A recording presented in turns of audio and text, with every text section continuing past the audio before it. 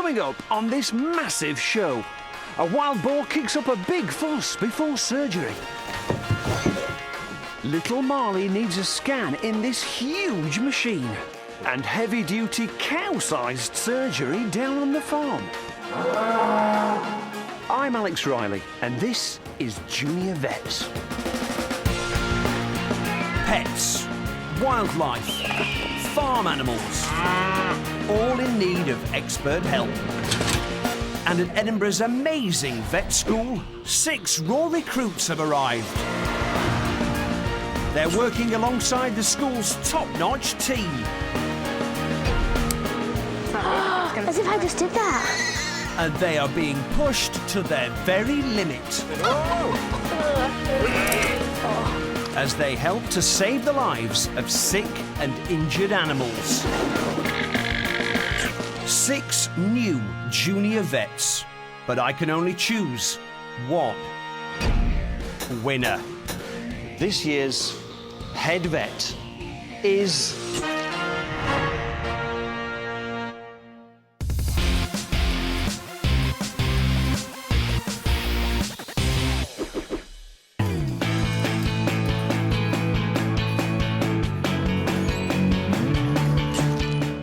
Has anyone seen Alex today? Maybe we should call him. Morning! Hi there, you all right? Yes, thanks. Now, has anybody got any idea what you might be doing today? Working with large animals. Funny you should say that, Robin. Yes, you and Molly have got a very special assignment right here. Natape, Bonte, Josh and Jamie, you're going over that way. They're doing all right, this lot, but it's early days. Jamie can be jumpy around big animals, but he hasn't let it show. Oh, Too much. he was like going up to my neck. Didn't know what to do. Today he's going to have to prove he can overcome another of his fears, the messier, bloodier side of vet work. Robin's doing fine, working with little kittens and showing off her impressive animal care skills. 1.02 kilograms. But how will she handle enormous, massive, huge vet jobs? Well, let's see, shall we? Robin and Molly know they're working with a large animal today, but that's just about all they know. Hope it's friendly. Oh, your patient's friendly, all right. But she's definitely not happy. This poor cow has a suspected sinus infection and is dripping snotty pus. It's got like a runny nose. She has got a runny nose, and that's been going on for over a month. OK, over to you two and farm vet Andy to put her in a better mood. You done? Right, what's the plan? We're going to drill a hole into the cow's head here, and then we're going to put a tube in there to flush out all the muck down out of her nose. Now, drilling into her head might sound balmy, but the cow, who has a 10-week-old calf, is probably feeling pretty rubbish. And this heavy-duty job will hopefully make her feel a whole lot better. Will it hurt it? Drilling into its head? Well, she's probably got a headache all the time now, but because we'll freeze the area, she's not going to feel it, and we're going to give her a sedation so that she's not upset with us messing about with her. We thought he was messing, because we didn't know that you could, like, drill through a skull. The poorly cow is moved into position for her treatment. Look at the cow. Come on, girl. And her little calf stays close by to keep an eye on Mum. The junior vets get a closer look and smell of their patient. I can definitely smell something though. I've just got it. It stunk and there was loads of it and it was all over the floor. She had all the snot dripping right down her nose. It was disgusting. We're going to take an X-ray of her head and check that sinus is still full of pus. The cow's head has been X-rayed, so Robin and Molly now have an image to work with. You can see like where the fluid is. Nicely spotted, Molly. The cow's entire nasal passage is absolutely full of fluid. Solving this will be a huge challenge. How many times have you done stuff like this? Me? Yeah. I've never done this before. What? Now you tell us, Andy. Actually, this operation is so rare, a crowd's gathering to watch. All the professional vets were there, or like the students. Never shaved a cow's head before. It made me quite proud to think that we were there helping along when there were some professional vets who had never even done it before. And another one. It's more like junior hairdressers than junior vets, this. There we go, Robin. That looks perfect. But later, how will Molly and Robin cope when they have to treat the cow's splitting headache? Skin's just twisted around.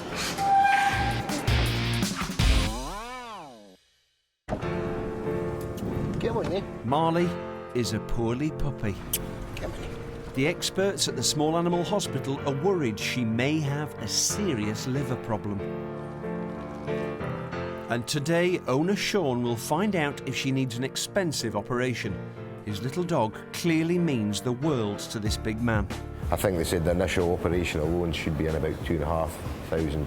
So what we're going to do is I'm going to sell my van, pay for it that way, and get her back on track, hopefully. Wow, Sean is planning to sell his van to pay for treatment. Marley is one lucky, loved pet. And it's junior vets Bonte and Natape with Surgeon Sam who will be trying to help Marley today. So Bonte and Natape, this is Marley.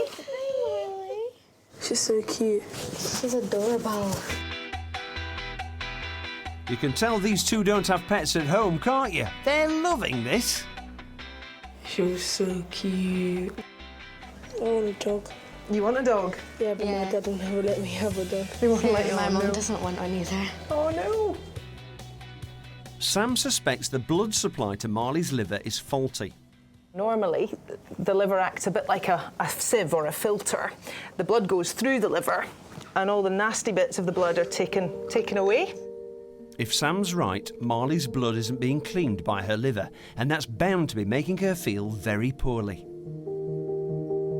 I think she would like throw up quite a lot and she wouldn't be able to eat all her food properly.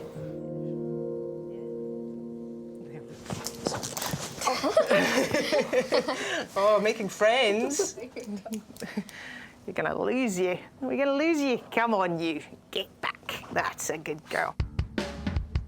The team need to confirm if Marley's liver has a faulty blood vessel so they can work out the best kind of treatment. They need to take a look inside her using a scanner. She'll have to be unconscious for this bit, which means giving her an anaesthetic injection. This can be risky, so the team have to check she's healthy enough first. It's going quite fast. It is going quite fast. She's a little bit nervous, so Like boom, boom, boom, boom, boom, boom. yeah. She was getting a bit stressed, wasn't she, in the treatment room? Sounds like a music. Whoa. We had to take her for a walk because she'd been stuck in the treatment room for a while and her heart rate was quite high and we had to calm her down a bit. Come on. Good girl. I hope we can make a better. Yeah. She should be jumping all over the place again. And for our owner as well. Hopefully we get it right this afternoon. Yeah. Good girl. And later, Marley's liver scan results are delivered to my junior vets. So what's going to happen now?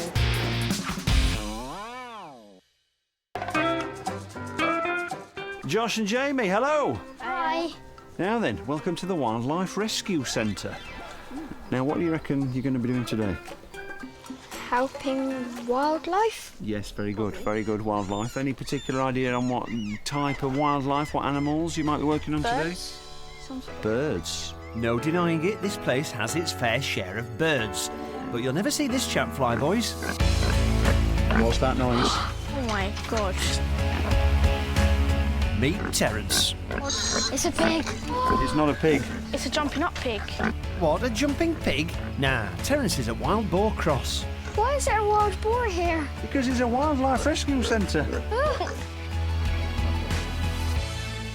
Terence came to live here after his mum died when he was just 3 days old, and he's been looking after him for the last 3 months. But if these two can help him today, he could be on his way to a new home. I wanted to help him, but I was like worried if he would turn around and like Savage us. yeah, or attack us. And there'll be like a wild boar chasing us. Yeah. Terence is a bit of a live wire and he's not going to settle into a new home unless he's all mellow and friendly. Vet Willie from Ivy Bank Vets has a solution, but it involves surgery, and it ain't pretty. What Terence is going to get done today is castration, which is an operation to remove his testicles. By removing them, Terence should stay all cool and calm and will then bag a transfer to a new swanky sanctuary.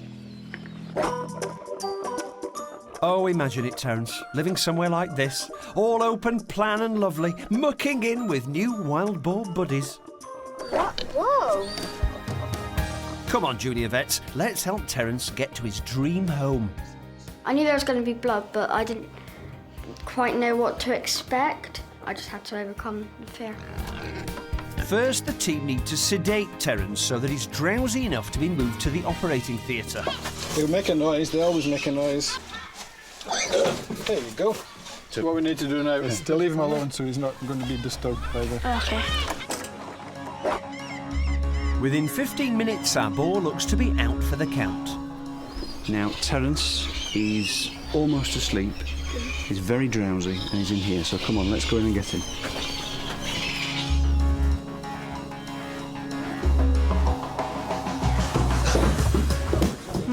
He doesn't sound that drowsy. He doesn't seem to be quite as sleepy as we thought he was. No. He doesn't know what's going on because, like, he can't talk our language and we can't talk his, so we can't exactly tell him. I think he's, like, quite... Scared on it. Yeah. No, he's not ready yet. We'll just have to wait a bit longer. So why hasn't the dose not worked as quick as we thought it would? Various reasons. He might be more excitable because there's other things going on, or he may be heavier than I'm estimating, or it may just be that we haven't left him for long enough yet. The team wait quietly for Terence's sedative to work.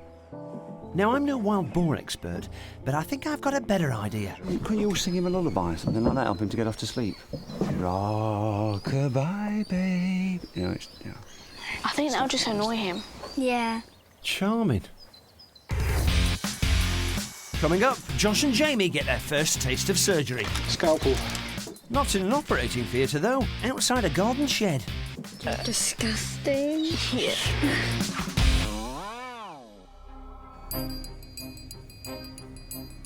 At the small animal hospital, Bonte and Natapay's patient Marley is about to have a scan. She's got a nice, cute beard. It could confirm she needs surgery on her liver. And because Marley can't be wriggling around during the scan, anaesthetist Juliet is here for one of those things we all hate: injections. Sometimes they try and nip a little bit you know, because it hurts sometimes. This first injection is a sedative that will make Marley nice and relaxed. It's a bit stingy, though. Yeah. It's okay, Marley. All right, sweetie pie. When they put the syringe in Marley, she screamed. It's okay. Now, Juliet gives Marley an anaesthetic to keep her nice and still throughout the scan. Such a good girl, Marley. Next, Marley's wired up to all sorts of gadgets and gizmos, so my junior vets can check she's not in danger whilst unconscious. When we look up there you go, that's what you've done, Natapay. Yeah. This is quite tricky. Yeah. But you can feel, if you can feel a pulse. Oh, I can feel it. You can feel it? Yeah. Perfect. And where you can feel the pulse, you're going to put this over there. Okay.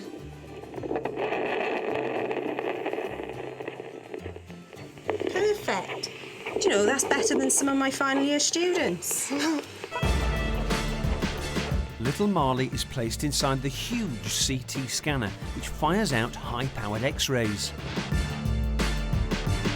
It might look scary, but it won't hurt her at all. And this fancy computer uses info from the scanner to create images of Marley's insides. Whoa. Don't take your eyes off Marley's heart monitor, Bonte. I had like a kind of graph thing and I had to write down her heart rate and her oxygen. Oh yeah, the oxygen levels. 1 hour later, it's finally done, and my junior vets make sure Marley has a cosy place to recover from her anaesthetic. Oh, she's starting to move a bit. Oh, looks like she's coming back to life again. Oh, yes. Kisses. With Marley still in recovery, her all-important liver scan results have arrived. That's Marley's insides on that screen. Sam was expecting to see a problem with a blood vessel on Marley's liver, but sadly, it's not that simple. What we were looking for was if there was one extra vessel, we were hoping that we could close it off. The problem with Marley is that it's not just one. There's lots and lots of them. So what's going to happen now? Unfortunately for Marley, we can't treat it surgically, so she is going to need to have medication throughout her life. Marley's liver problem can't be treated with surgery, but with the right medication, she shouldn't get any worse. I think she'll be fine. Yeah, she's gonna be good. She's never gonna be like completely fully better. It's not like perfect that she still has to take all the medication, but at least she's still gonna act the same. It's been a long wait for owner Sean, but his worries are nearly over. And here's Marley. That was a tough, emotional job for my junior vets. They got really involved. Everything we asked them to do was great. It's not every day that you get to help give a dog anaesthetic. The pair of them were just great with the dog, which is one of the main things we look for. You were really good at the comforting Marley and stuff, because he loved you. He was up on your shoulder and everything. Good luck, you two. So I'd just like to say a big thank you to the junior vets. Keep up the good work.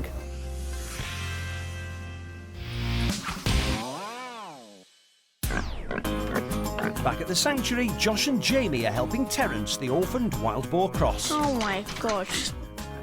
The little live wire needs surgery that will hopefully help calm him so he can settle into a new home. This is all about helping Terence, but things aren't going to plan. The sedative, which should have made him all drowsy, hasn't worked. Terence is awake, so they can't move him to the surgery. He's still not as sedated as I would like him to be. Local vet Willie decides to take drastic measures. They're going to operate on the boar right outside his enclosure. If Terence won't come to the operating theatre will have to come to Terence. It was really crazy, wasn't it? Yeah, because we were meant to do it in the operating theatre, weren't we? This isn't like the usual place you would operate on a boar, because normally you've got to do it in sterile conditions. Yeah. What is that? This is the anaesthetic. This is what's going to knock him out. So this will fully knock him out, not Yeah, we always start with the sedative and then give an anaesthetic on top of that. Terence is still very much awake. Have some cotton wool. Cotton wool. That red box, maybe. How much do you need? A handful, that's it. It's okay. That'll do, thank you. But finally, the anaesthetic works its magic. 1, 2, 3. And the boys can get going with the op. This is what we're removing today. 2 testicles, one there, one there. Yeah.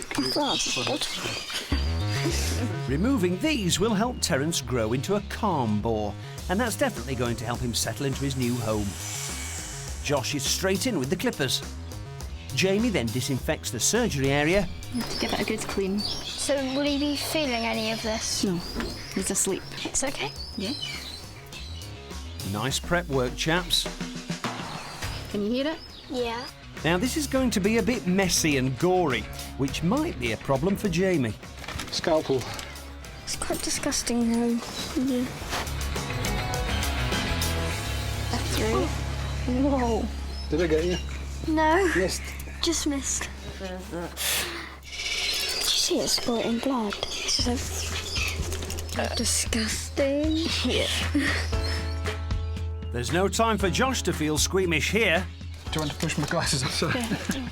They kept falling down, but Willie kept asking me to push him back up for him. Thank you. We have to start charging for that. All done, Terence. Willie stitches up the wound and the junior vets get a chance to examine what came out. There are brains. What are two sides of your brains? Well, they look like bananas. I was proud of myself for doing the operation because I knew that it was going to be like gory, but I got on fine in the end. My junior vet's handiwork means Terence can now be rehomed at a swanky new sanctuary where he can pal up with other wild boars. 1, 2, 3. There we go. Both my junior vets have made it through their first major operation. How did they do, Willie? I think they both did remarkably well. They seemed to be very interested, and some of the questions were more advanced than the questions I thought they might ask. So if you were given them marks out of 10, I would give them both. Oh, a stern 8.5 out of 10. I didn't think I'd like the operation because I'm like quite faint-hearted, I think that's the right word. And I thought I'd like have to like go out, but I didn't. I like stuck through it. I just love to see Terence King because he'll be happy running about and playing with his friends, really.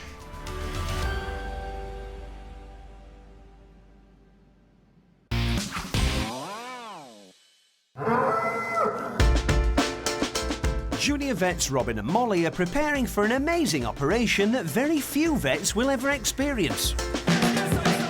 This poor cow has a head full of snotty pus. It's making her feel as rotten as she smells. Loads of vet school staff and students have come to watch the junior vets help release the infected fluid by drilling a hole into her skull.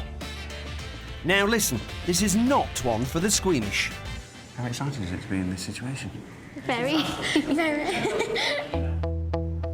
Robin helps vet Andy use an endoscope, which is a tiny camera thing on a bendy tube. Up it goes. Now they can really see what all the pus is about. The cow's nose is full of it. That much detail in a cow's nose. Couldn't believe she'd been putting up with it for so long. She must have been in that much pain, because I know like if I have a headache I can be a bit groany and moody. What was it like then, looking inside a cow's nose? It was like stringing from one side to the other. It was like pink and... And snotty. Yeah. Very, very snotty. I don't think I'll ever do that again unless I become vets. Now the team know exactly what the problem is, Molly prepares for the surgery. Fear not, our cow won't feel a thing. Professor Dixon is one of the very few vets to have done this before at vet school, so he's the man in charge of the drill today. Its skin's just twisted. One slip, and he could paralyse the cow's face. Look at it. This is a bit of a step up, kittens. Then the drill reaches the blocked up fluid. Oh, wow. And the pressure and the stinky snot is released. Will that already be easing the pain a bit? You know, with all the fluid coming out? Yeah, because all that pressure in there probably gives her a really bad headache. I could smell it, and then there was all this blood, and it was going all over the floor.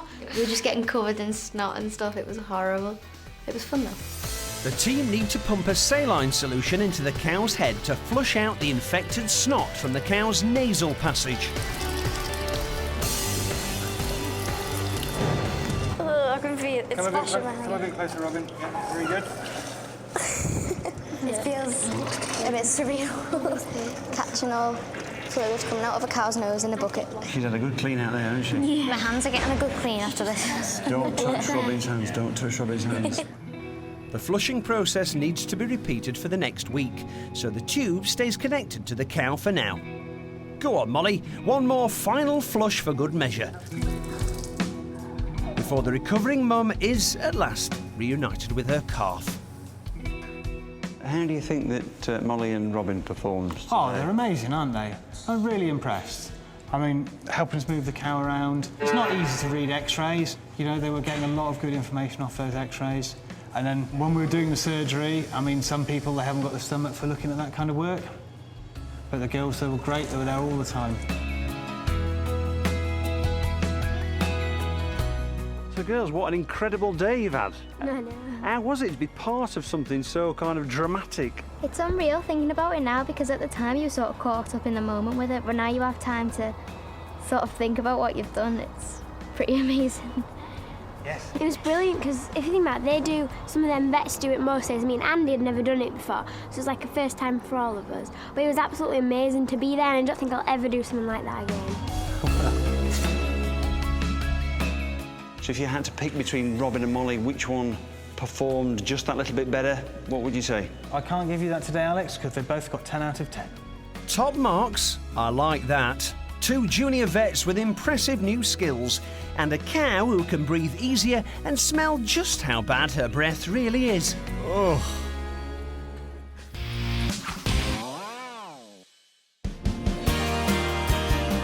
That's what I like to see. Cleaned up, germ-free junior vets back at vet school. They've had rave reviews today. So now the important bit. I'm going to tell them who I think deserves to be named Vet of the Day, so they can enjoy a nice rest, and who needs to put in an extra shift here at vet school. I love the way that you've all got stuck in and you've just got your hands dirty and you've not been phased. I mean, you know, it's a bit full on when things are having operations and things are being injected and shaved and cut in and everything. But you've all got your head down and you've worked hard and you've really gone for it. But are you proud of yourselves? Yes. Very, yeah. Well, I'm pleased because I'm very proud of you. But I am. But I'm particularly proud of 2 junior vets today. Josh and Jamie didn't leave Terence the wild boar crosser's side, even when his outdoor surgery got a bit gory. Whoa. It was even more messy for Robin and Molly. They were right in the mix when the poorly cow needed her infected sinus sorting. And Bonte and Natape showed an excellent bedside manner when they cared for Marley during her liver investigation. Whoa. But who are today's standout junior vets? They were in an environment which was incredibly noisy and smelly and snotty, quite frankly. So my vets of the day are Robin and Molly. Congratulations.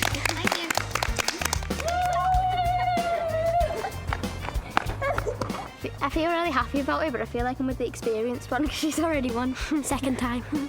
I can get used to it. And the others better get used to topping up vet school supplies. I think they did deserve to win because it sounded really disgusting. Unlucky, you lot. Next time on Junior Vets, a baby donkey needs my Junior Vet's protection. Isla the dog faces tests that could change her life. And what are those things? Oh yes, alpacas, giving us the runaround on a Scottish farm.